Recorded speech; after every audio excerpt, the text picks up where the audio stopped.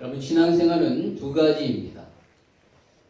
바로 하나님에 대한 신뢰와 순종이죠. 구원받은 이후의 삶은 하나님을 신뢰하고 순종하는 삶을 사는 것입니다. 기억하십시오. 신뢰와 순종. 구원은 전적인 하나님의 선택과 은혜로 주어지는 거예요. 내가 구원받고 싶다고 해서 구원받는 것이 아닙니다. 하나님이 구원받을 자를 선택하시고 그에게 은혜를 주시는 거예요. 하나님의 절대적인 주권 가운데 하나님이 선택하셨습니다. 그 선택의 기준은 무엇인지 모르지만 하나님의 완전한 사랑과 공의로 우리를 선택하신 겁니다. 그래서 성경은 사도행전 13장 48절에 보니까 이방인들이 듣고 기뻐하여 하나님의 말씀을 찬송하며 영생을 주기로 작정된 자는 다 믿더라 라고 말하고 있어요. 그러니까 영생을 주기로 작정된 자가 있다. 하나님이 택한 자가 있다라는 것이죠. 그리고 바울이 고린도 지역에서 사역할 때 주의 복음의 말씀을 전했는데 유대인들에게 전했거든요. 근데 유대인들이 그 말씀을 듣지 아니하고 막 대적하기 시작했습니다. 그래서 바울이 나 이제 더 이상 유대인들에게 전하지 아니하고 이방인들에게 전하겠다라고 작정하여 고린도에 있는 이방인들에게 복음을 전했더니만 놀라운 구원의 역사가 막 일어나게 되는 거예요. 그때 그날 밤에 예수님이 환상 가운데 이렇게 말씀하십니다. 사도행전 18장 9절과 10절에 보니까 밤에 주께서 환상 가운데 바울에게 말씀하시되 두려워하지 말고 침묵하지 말고 말하라. 내가 너와 함께 있음에 어떤 사람도 너를 대적하여 해롭게 할 자가 없을 것이니 이는 이 서중 중에 내 백성이 많음이라 하시더라 라고 말씀하셔요. 여러분 무슨 말입니까? 바로 너는 유대인들을 두려워하지 말고 담대히 주의 복음의 말씀을 전하라는 거예요. 왜냐하면 주님이 바울과 함께 하실 것이고 너를 해할 자가 여기 없을 것이며 가장 중요한 것은 이 성에 내 백성이 많기 때문이다 라고 말씀하십니다. 여러분 이 구절을 원문으로 해석하자면 무슨 뜻이냐면 이 성에 내가 택한 나의 사람들이 많이 남아 있다라는 거예요.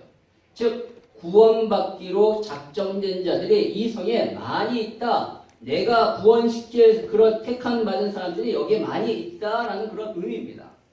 그래서 바울이 11절에 보니까 그곳에 고린도 지역에서 1년 6개월을 머물면서 주의 복음의 말씀을 가르쳤어요. 왜요? 주님이 택한 그의 백성들을 구원해야 하니까요.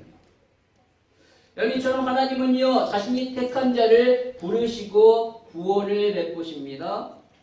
그들에게 복음을 듣게 하시고 그들이 회개하여 예수 그리스도의 보혈로 죄 용서를 받아 새 사람이 되게 하셔요. 이것이 구원입니다. 여러분 이 모든 것들이 전적으로 하나님이 하시는 거예요. 우리의 어떠한 공로가 거기에 들어가지 않습니다. 우리의 열심, 우리의 노력으로 우리가 그렇게 구원받는 것이 아니에요. 무조건적인 하나님의 전적인 역사와 하나님의 은혜로 말미암아 그렇게 우리가 구원을 받게 되는 거예요. 구원받을 어떠한 자격과 조건도 우리는 없었는데 하나님이 우리를 선택하시고 우리에게 그러한 구원의 은혜를 주셨다는 것이죠. 물론 그런데 그 구원의 은혜가 임하는 통로는 믿음입니다. 우리가 믿음으로 말미암아 하나님의 구원의 은혜를 받게 되는 거예요. 그래서 성경은 오직 믿음으로 말미암아 구원을 받는다라고 말하죠. 로마서 1장 17절에도 오직 의인은 믿음으로 말미암아 살리라 함과 같으니라. 우리가 의롭게 되는 것은 오직 믿음으로 말미암아 의롭게 된다. 그리고 갈라디아서 2장 16절에도 우리가 율법의 행위로서가 아니고 그리스도를 믿음으로써 의롭다 함을 얻으려 함이라. 율법의 행위로서는 의롭다 함을 얻을 육체가 없느니라 라고 말씀하죠. 즉 육체, 어떠한 육체적 행위로도 구원받을 수 없고 오직 예수 그리스도를 믿음으로 말미암아 의롭다 함을 얻는 것이다. 믿음은 믿음으로 구원받는 것이죠. 그러나 성경은 그 믿음조차도 하나님이 주셨다라고 말하고 있어요. 그러면 에베소 2장 8절 같이 한번 읽도록 하겠습니다. 시작. 너희는 그 은혜에 이르러 믿음으로 말미암아 구원을 받았으니 이것은 너희에게서 난 것이 아니요 하나님의 선물이라. 여기 보시면 하나님의 은혜에 의하여 믿음으로 말미암아 구원을 받았다. 그 믿음이 나에게서 나온 것이 아니라 하나님의 은혜가 임하여 내가 믿게 된 것이고, 그리고 하나님의 구원의 은혜가 나에게 임하게 된 거예요. 그러니까 우리가 받은 그 구원은 처음부터 끝까지 하나님의 은혜로 시작해요. 은혜로 끝나는 거예요. 그 믿음조차도 하나님이 주신 것이라는 것이죠. 전적인 하나님의 은혜로 말미암아 구원을 받습니다. 그러나 여러분, 구원받은 이후의 삶은 그렇지 않아요. 구원은 하나님이 주시는 선물이에요. 거저 주시는 선물, 공짜예요. 그러나 구원받은 이후의 삶에는 공짜가 없습니다. 심은 대로 거두게 되는 거예요. 반드시 대가를 지불해야지만 하나님이 기뻐하시는 그런 삶을 살 수 있는 거예요. 구원받았다고 아무것도 하지 아니하고 나는 천국 가, 그렇게 아무것도 하지 아니하고 대가를 지불하지 않으려고 그냥 살면요, 하나님이 원하시는 기쁨의 그런 삶을 살 수 없는 것입니다. 반드시 대가를 지불해야 돼요. 그 대가가 무엇인가? 바로 하나님을 향한 신뢰와 순종이라는 거예요. 여러분, 순종은 무엇인가? 바로 내가 할 수 있는 것을 하는 겁니다. 즉 하나님의 말씀 가운데 내가 할 수 있는 것, 그것을 하는 게 순종이에요. 내가 할 수 없는데 할 수 없잖아요. 내가 할 수 있으니까 그것을 하는 것이 순종입니다. 그리고 신뢰는 내가 할 수 없는 것을 하나님이 하신다라고 믿는 것이 신뢰예요. 여러분, 하나님이 아브라함에게 아들을 주실 것이라고 말씀하셨습니다. 여러분, 아브라함이 아무리 노력한다 할지라도 아들을 낳을 수 없어요. 왜냐하면 그의 나이가 75세고요. 사라가 65세이기 때문에 경수가 끊어졌는데 아무리 노력한다고 해서 되어지지 않는 것이죠. 그러면 어떻게 해야 되는가? 내가 할 수 있는 것이 없기 때문에 바로 하나님을 신뢰하면 됩니다. 하나님이 그렇게 말씀하셨으니까 하나님의 말씀을 믿으면 돼요.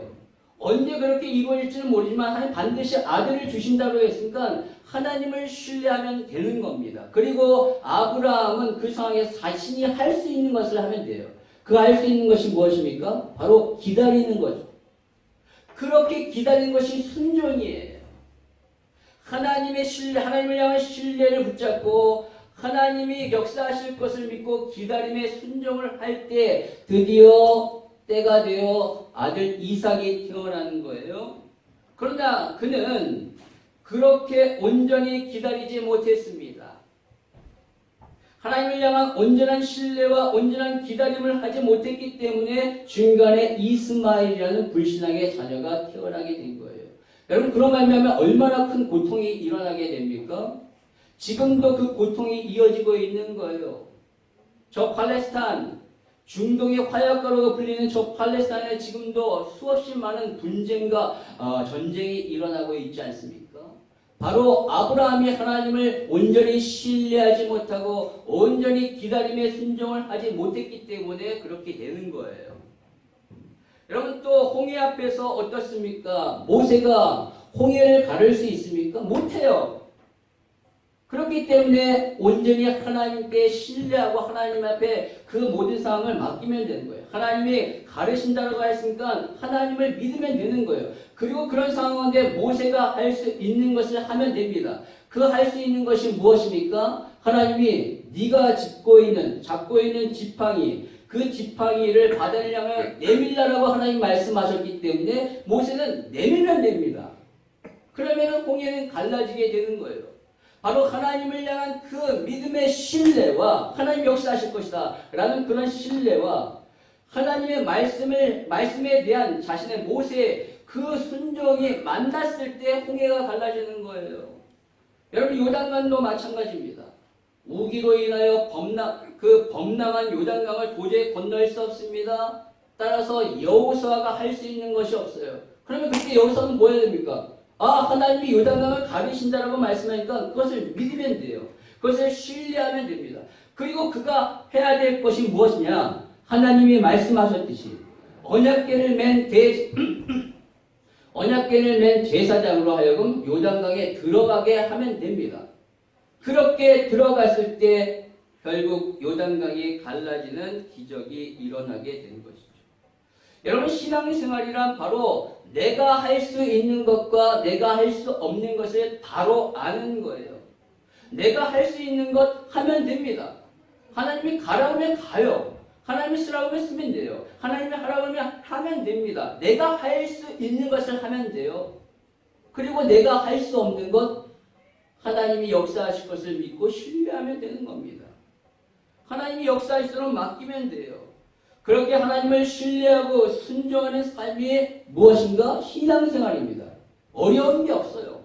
신앙생활은 그거예요. 하나님을 향한 신뢰. 내가 할 수 없으니까 하나님을, 그 부분에서 하나님을 신뢰하는 거예요. 그리고 내가 할 수 있는 것은 하나님 앞에 순종하면 되는 것. 간단합니다. 그것이 신앙생활이에요. 여러분의 삶에 그런 모습이 있기를 바랍니다. 여러분, 오늘 본문은요, 그렇게 하나님에 대한 신뢰와 하나님을 향한 말씀에 대한 순종이 만났을 때 일어난 기적에 관한 내용이에요. 오늘 사건에서 가장 중요하게 봐야 할 사람은 바로 포로로 잡혀온 이스라엘 이름 모를 어린 소녀와 또 아람 군대의 장관인 나하만입니다. 여러분, 오늘 본문에 나오는 아람이라는 나라는요, 북이스라엘 위쪽에 있는 나라로서 오늘날로 말하면 시리아에 해당됩니다. 시리아를 말합니다. 그런데 그 아람의 군대 장관이 바로 나아만이에요.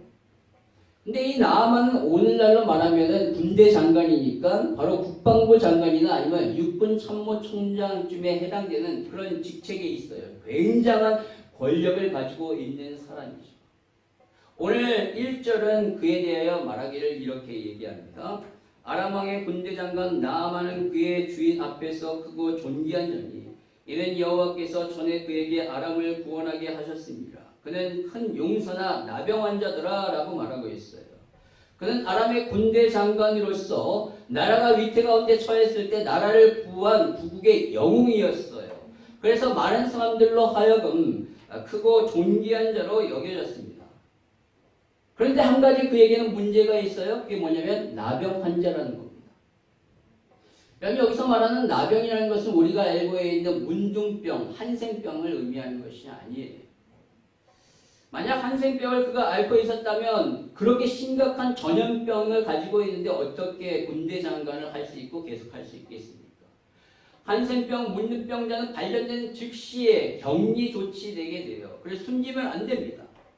그래서 세번역 성경에 보면 그거에 대해서 이렇게 말하고 있어요.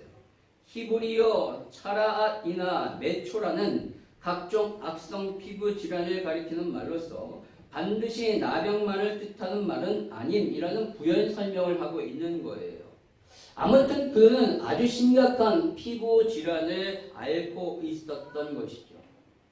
여러분, 요즘에 제가 그렇게 두드러기로 인하여 굉장히 고통스럽습니다.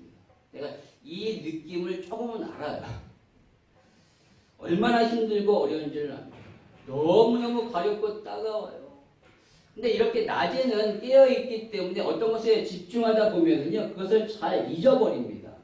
그래서 잘 많이 긁지는 않아요. 그런데 잘 때가 문제예요. 잘 때는 무엇인지 나도 모르게 너무나도 막 박박 긁습니다. 어느 정도냐면 피가 날 정도로. 피가 나고 나중에 보면 막 진물이 일어납니다. 거기에 막 딱쟁이가 나중에 짓게 되죠. 그런데도 계속 긁어요. 너무나도 간지럽고 그러니까요. 그래서 막 깨요. 자다가 자꾸 깹니다. 그리고 약을 또 바르죠. 스테로이드제를 발라요. 그리고 또 잠을 자면 그렇게 반복적으로 잠을 계속 그렇게 설치는 거예요. 그러니까 잠을 거의 잘 못 자는 겁니다. 어제도 2시간 반 정도밖에 못 잤던 것 같아요. 그렇게 잠을 못 자니까 이제 막 마르기 시작합니다. 몸무게가 빠져요. 그러면서 몸이 굉장히 힘들고 어려우면서 삶의 질이 확 떨어지게 되는 거죠. 굉장히 고통스럽습니다. 그래서 저는 약을 먹으니까 그나마 괜찮은데 여러분, 이 당시에는 무슨 약이 있겠어요? 그냥 그런 병에 걸려면 그냥 그대로 참고 견딜 수밖에 없는 겁니다. 근데 남들은 몰라요. 왜냐하면 화려한 갑옷에 그의 몸이 가려져 있기 때문에 멀쩡하다고 생각하는 거예요. 남들은 그저 모든 것을 갖춘 남부러울 것 없는 그런 삶을 살고 있는 것처럼 생각을 합니다. 그러나 막상 정작 나아만은 너무나도 괴롭습니다. 그는 너무나도 가렵고 따갑고 진물이 나고 고름이 나고 심지어 심해지면은 피부가 썩어 들어가는 그런 상황까지도 올 수 있다는 거예요. 나아만은 바로 그러한 고통 가운데 지금 있는 겁니다. 그런데 그때 그것을 알아차린 사람이 있어요. 모든 사람들은 멀쩡하다고 생각하고 너무나도 화려한 인생을 사는 거라고 생각했지만 한 사람, 그 나아만의 아픔과 고통을 알아차린 사람이 있는데 그가 누구냐? 나아만 가정 가운데 포로로 잡혀온 이름 모를 한 소녀였습니다. 그럼 오늘 이전의 말씀을 보니까 전에 아람 사람이 떼를 지어 나가서 이스라엘 땅에서 어린 소녀 하나를 잡아 사로잡음에 그가 나아만의 아내에게 수종 들더니 라고 말하고 있어요. 여러분, 이 소녀의 지금 상황이 얼마나 힘들고 불행합니까? 멀쩡하게 자기의 고국에서 자기 가정에서 살고 있다가 아람이 쳐들어와서 포로로 잡혀갑니다. 자기의 고국과 가정을 잃어버렸어요. 거기에 떠나 다른 나라의 포로로 잡혀왔습니다. 그리고 나아만의 가정의 여주인의 종이 된 거예요. 그에게는 자유가 없습니다. 희망이 없습니다. 지금 상황이 너무나도 비참합니다. 그러나 그녀는 그러한 상황과 그러한 처지에도 불구하고 거기에 묶이지 않았어요. 거기에 갇히지 않았습니다. 왜냐하면 그녀에게는 남들이 없는 아주 중요한 것 하나가 있었어요. 그게 뭐냐? 하나님을 향한 신뢰였던 것입니다. 자신을 향한 하나님의 신실하신 뜻과 계획이 있음을 이 소녀는 알았던 거예요. 그것이 구체적으로 뭔지는 모르지만 분명히 있을 것을 알아요. 그것을 어떻게 알 수 있습니까? 그녀가 나아만의 이 나병을 확인하고 여주인에게 이렇게 얘기합니다. 우리 3절 같이 읽도록 하겠습니다. 시작. 그의 여주인에게 이르되 우리 주인이 사마리아에 계신 선지자 앞에 계셨으면 좋겠나이다. 그가 그 나병을 고치리다 하는지라. 여러분, 나아만은 어찌 보면 이 여자에게 있어서는 원수예요. 적이죠.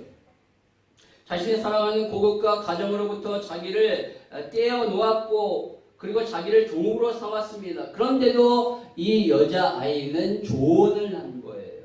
자기 고국의 사마리아에 선지자가 있는데 그 선지자를 만나면 나아만 장군의 이 병이 고쳐질 수 있을 것입니다. 라고 이렇게 얘기를 했어요. 어떻게 이러한 조언을 할 수 있었을까요? 그것은 바로 그녀가 자신을 향한 하나님의 뜻과 계획을 알았기 때문에 그래요. 비록 자신이 포로로 잡혀왔지만 하나님이 나를 이러한 상황 가운데 몰아넣으신 이유가 있다는 것을 그는 안 거예요. 하나님이 나를 그냥 아무 계획 없이 하나님이 그냥 나를 골탕 먹이기 위해 이렇게 포로로 잡혀오게 만드는 것이 아니라 분명한 나를 향한 뜻과 계획이 있다는 것을 아는 겁니다.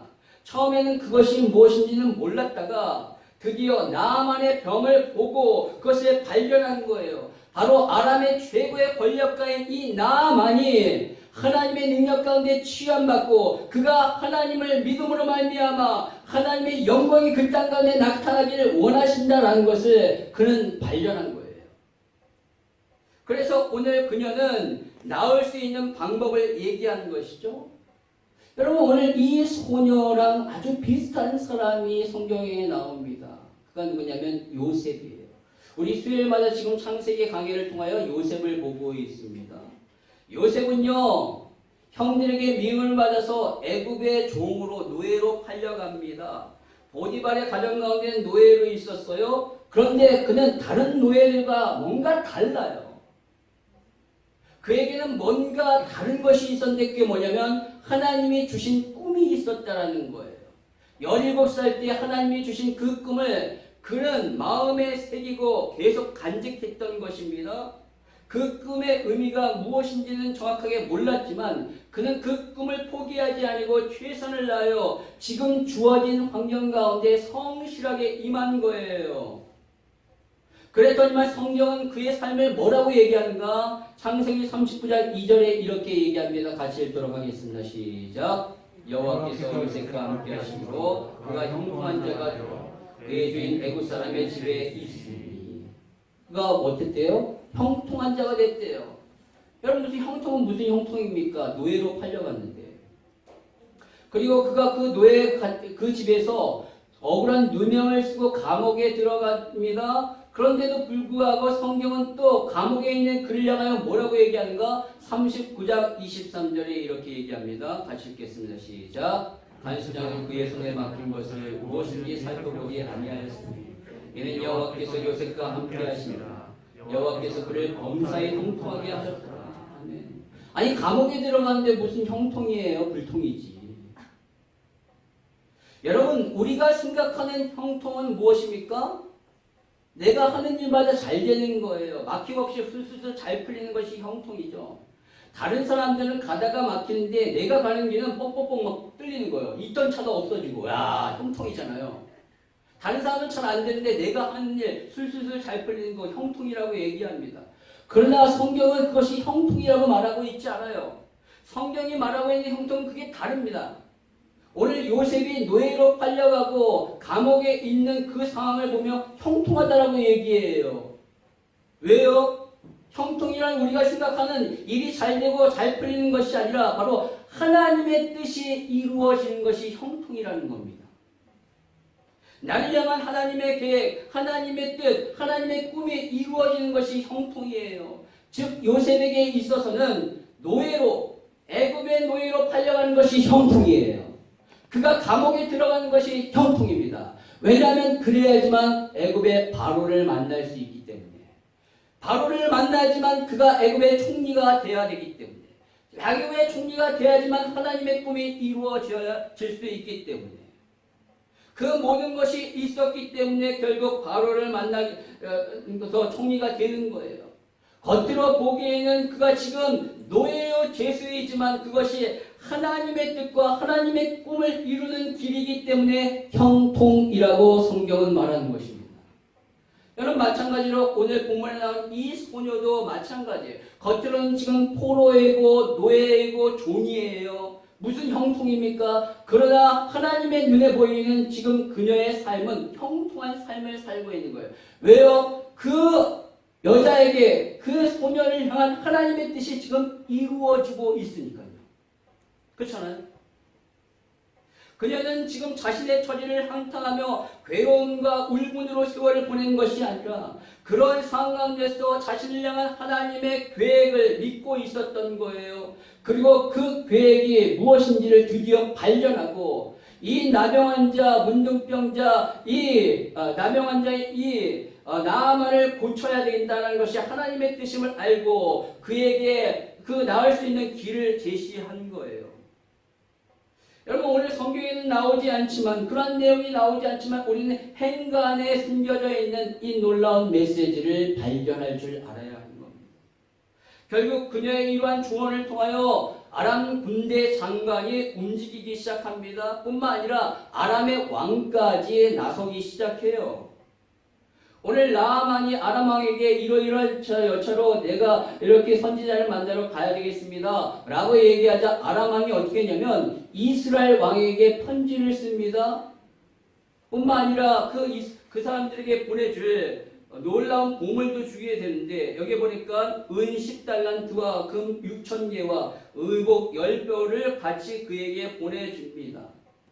하나님을 신뢰했던 하나님을 온전히 하나님의 역사와 하나님의 치유와 하나님의 기적을 믿고 신뢰했던 한 소녀의 그런 신뢰가 결국 한 나라의 군대 장관과 왕을 움직이는 역사가 일어나게 된 거예요.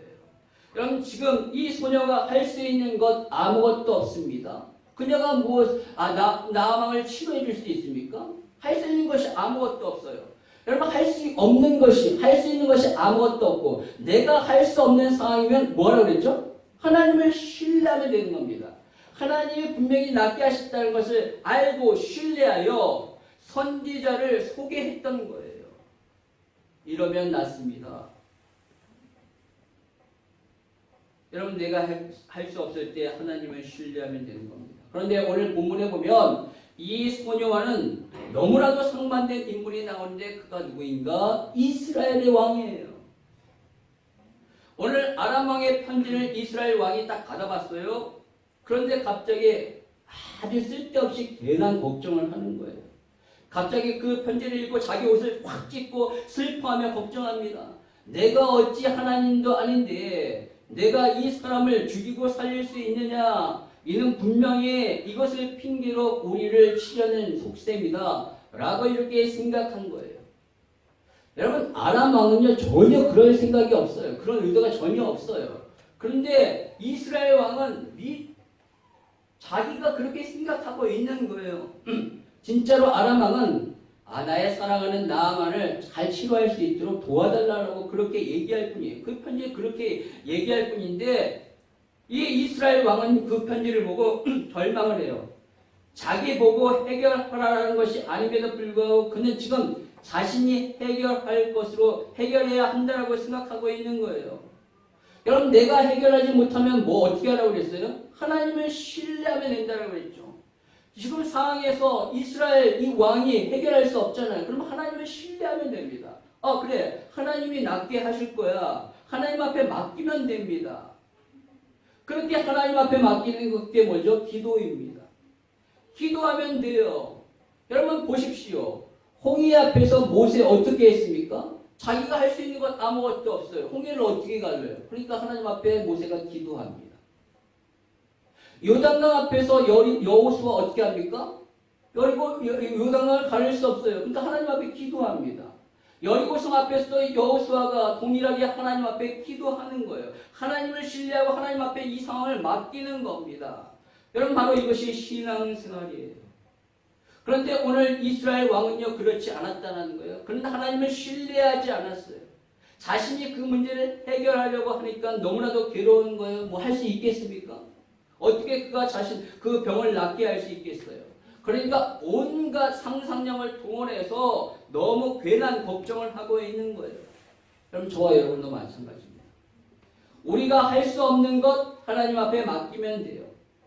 하나님의 일하심을 신뢰하고 기도하면 됩니다. 그러면 하나님이 하셔요. 왜요? 내가 할 수 없으니까 하나님이 하실 수밖에 없는 거예요. 그래서 하나님 해달라고 구하는 거죠. 그러면 하나님이 하시는 거예요. 하나님이 안 하시면 하나님이 욕먹습니다. 왜냐하면 우리의 아버지가 하나님이신데. 아니, 자식이 아버지 보고 도와달라고 했는데 아버지가 안 도와주면 사람들이 이상하게 생각하는 거잖아요. 어린아이가 무거운 거 들 수 없어 끙끙대서 아빠 이거 좀 들어줘 라고 했는데 아빠가 싫어. 네가 해. 나 바빠. 이렇게 얘기하면 옆에 있는 사람이 의붓아버지 않냐? 이런 식으로 얘기할 거 아니에요. 마찬가지입니다. 우리가 하나님 앞에 하나님 이거 해결해 주십시오. 하나님 들어주세요. 나는 할 수 없습니다. 하나님이 하셔야 합니다. 라고 하면 하나님은 그 기도에 응답하시는 거예요. 여러분, 기도하면 반드시 하나님은 응답하십니다. 여러분 믿으십니까? 그런데 내 기대와는 다르게 응답하신다는 것입니다. 반드시 응답하셔요. 하나님 지금 당장 들어주세요. 나는 이렇게 기다렸는데 아니야. 지금 아니야. 하나님 나중에 들어주셔. 하나님 이거 나 못하니까 이거 들어주세요. 이거 해결해 주세요. 아니야. 그것이 아니라 더 근본적인 것 이거 해결해 줄게. 나는 답답해요. 나는 아닌 것 같아요. 문제가 해결되지 않은 것 같아요. 그러나 하나님은 나를 완전히 완벽하게 아시기 때문에 당신의 뜻 가운데 완전하게 응답하시는 거예요. 기도하면 반드시 응답됩니다. 내가 원하는 것을 들어주실 수 있지만 나보다 나를 더 잘하신 하나님이 더욱더 놀랍도록 응답해 주신다는 것이죠. 오늘 이스라엘 왕은 그것을 몰랐던 거예요. 그래서 하나님을 신뢰하지 아니하고 하나님 앞에 맡기지 아니하고 자신이 해결해 보려고 전전긍긍한 거죠. 여러분, 누가 믿음의 사람입니까? 이 어린 소녀가 믿음의 사람입니까? 아니면 이스라엘 왕이 믿음의 사람입니까? 어린 소녀이죠. 객관적으로 보면 두 사람의 처지는 비교할 수 없습니다. 이 어린 소녀는 지금 포로요 종이에요. 얼마나 괴롭고 힘든 상황입니까? 그러나 이스라엘 왕은 최고의 권력가예요. 그러나 똑같이 자신들이 할 수 없는 것을 발견합니다. 그런데 이 소녀는 하나님 앞에 맡겼어요. 하나님을 신뢰하고 하나님 앞에 맡기는 거예요. 하나님이 해결해 줘. 하나님이 치유해 달라고. 그래서 이 소년은 하나님을 신뢰하여 여주인에게 하나님의 선지자를 소개했습니다. 하나님이 해결해 주실 거예요. 그러나 이 이스라엘 왕은 하나님을 신뢰하지 못했기 때문에 선지자를 찾지도 않습니다. 바로 이것이 차이예요. 여러분, 내가 지금 처해 있는 환경과 처지가 중요한 것이 아니라 어떠한 상황 가운데서도 중요한 것은 하나님을 신뢰하느냐 그렇지 않느냐죠. 이 소년의 이러한 신뢰로 인하여 하나님을 향한 이 믿음으로 말미암아 결국 어떻게 되었습니까? 아람 군대 장관인 나아만은 치료를 받습니다. 뿐만 아니라 그는 하나님을 믿게 돼요. 오늘 15절에 보니까 그가 치료를 받고 이렇게 고백합니다. 내가 이제 여호와 외에는 온 천하에 신이 없는 줄을 아나이다. 분명한 신앙 고백을 하는 것이죠. 내가 내 고국에서 이러한 신들을 섬겼지만, 많은 신들을 섬겼지만 그건 신이 아니구나. 오직 이스라엘의 하나님만이 참 신이다라는 것을 고백하고 있습니다.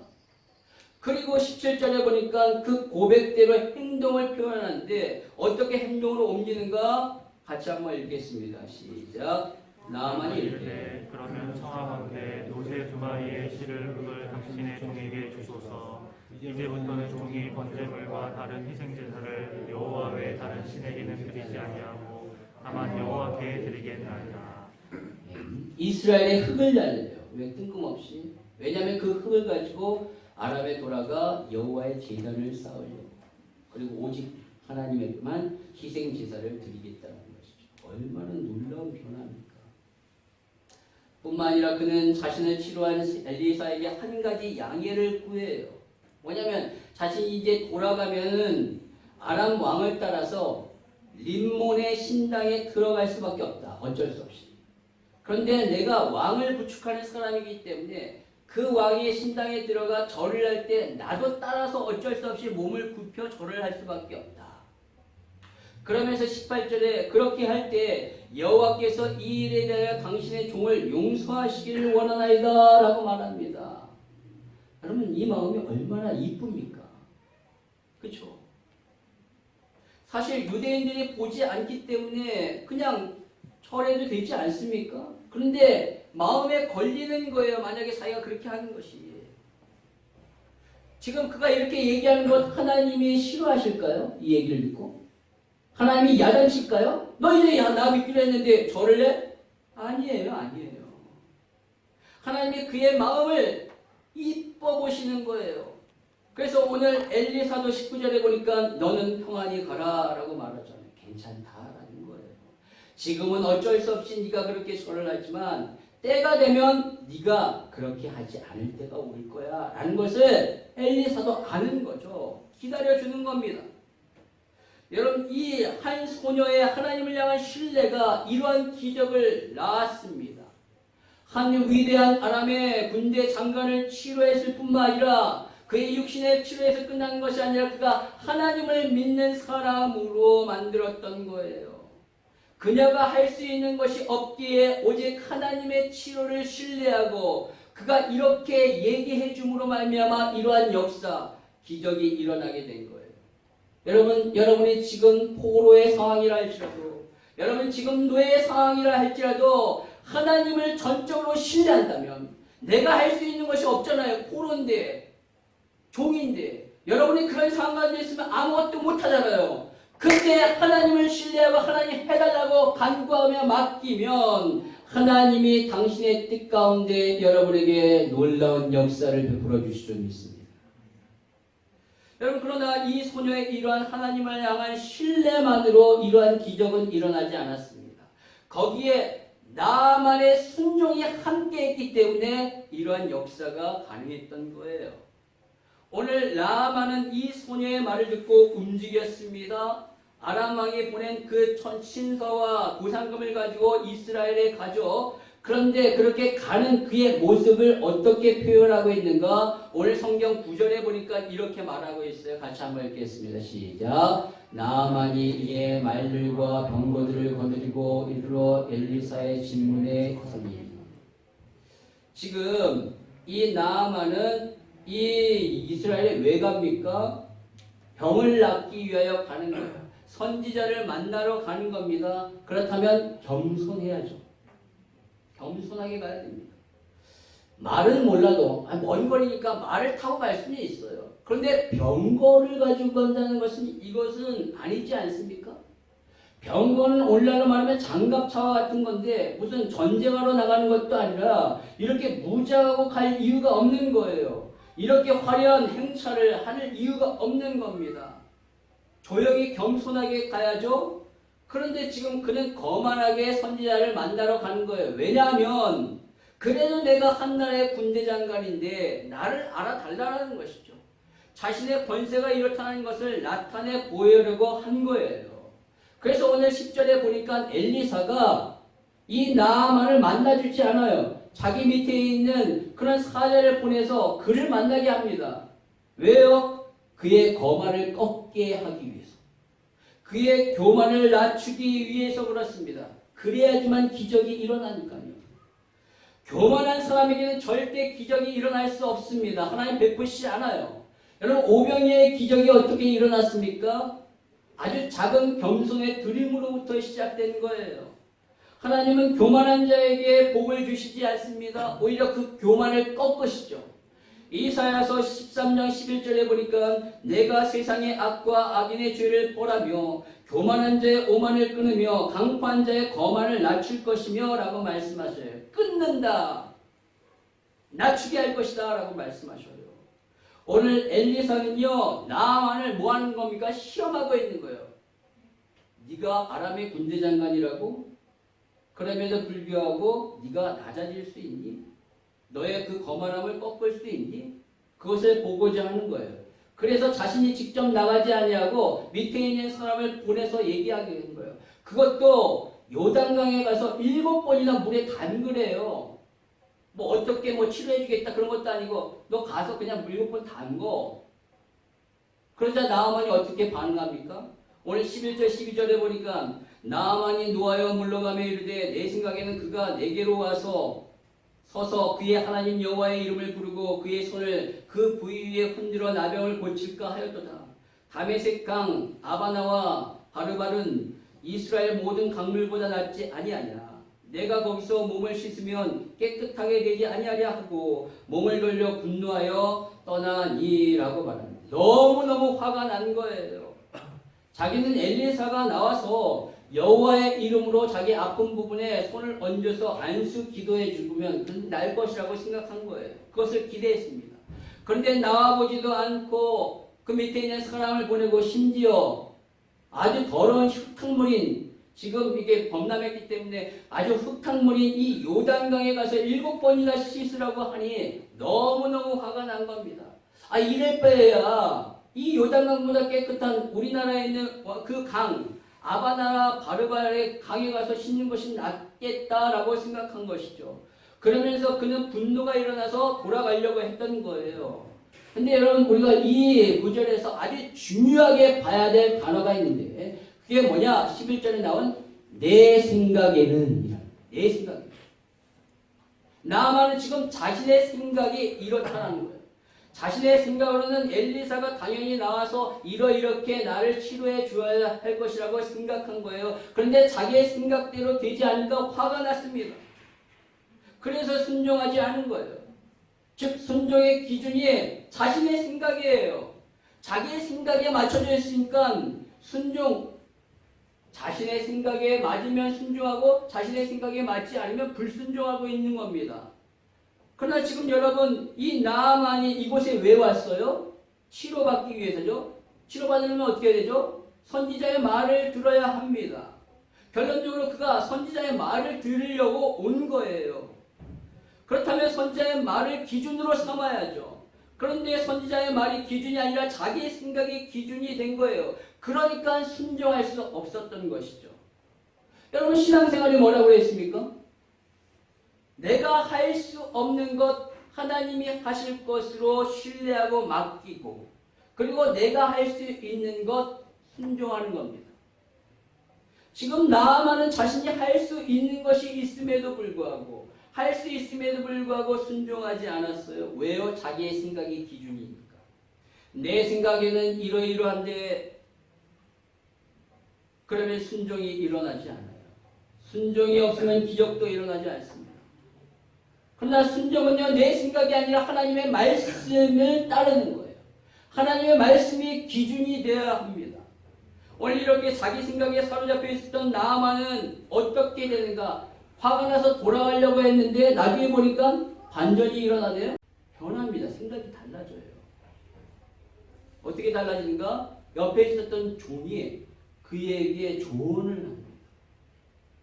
13절의 말씀에 보니까 이것을 쉬운 성경으로 보면 이렇습니다. 그러자 나아만의 종들이 가까이 와서 말했습니다. 주인님, 만약 저 예언자가 그보다 더 큰 일을 하라고 했더라도 그대로 하지 않았겠습니까? 그런데 기껏해야 몸을 씻으라는 것뿐인데 그 정도도 하지 못하시겠습니까? 라고 얘기합니다.